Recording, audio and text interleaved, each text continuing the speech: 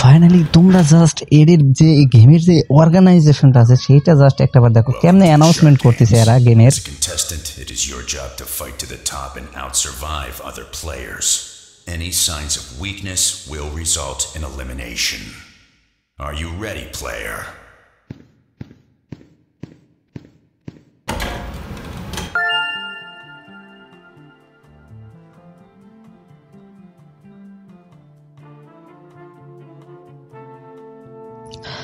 Finally আমরা কিন্তু school game season 3 red light and green লাইটে অংশগ্রহণ নিয়ে নেই, যেমনটা তোমরা দেখতেই পারতেছো। এই জায়গায় কিন্তু বলতেছে red light and green light, এটা হলো স্টপ অ্যান্ড স্টার্ট।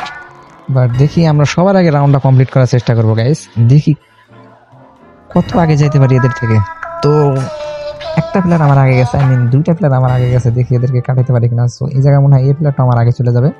আমার নেটওয়ার্কটা একটু স্লো চলতেছে, এর কারণে আমি পারতেছি না।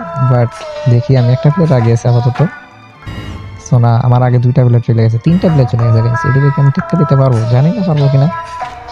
বাট এটার বলে এবার পারতেছি না গাইস। আমার পিছনে কিন্তু অনেকগুলো প্লেয়ার আছে, আমার কোনো নাই।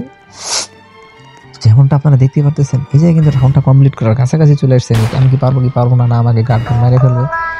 তো এটা হইতেছে লাস্ট অ্যান্ড আমি কিন্তু রাউন্ডটা কমপ্লিট করে ফেলছি। দেখি এখন অন্য প্লেয়ার যেগুলো আছে এগুলো রাউন্ড কমপ্লিট করতে পারে কি পারে না। সো এটা কিছুই না, বাট তো প্লেয়ার কিন্তু এখন অনেক আছে গাইস।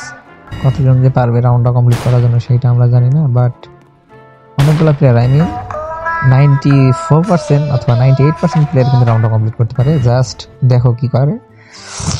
যেমনটা তোমরা দেখতে পারতেছো এই জায়গায় কিন্তু আবার গ্রিন লাইট জ্বলে গেছে। সো এই দেখেন কেমনে দৌড় পাইরে আসতেছে।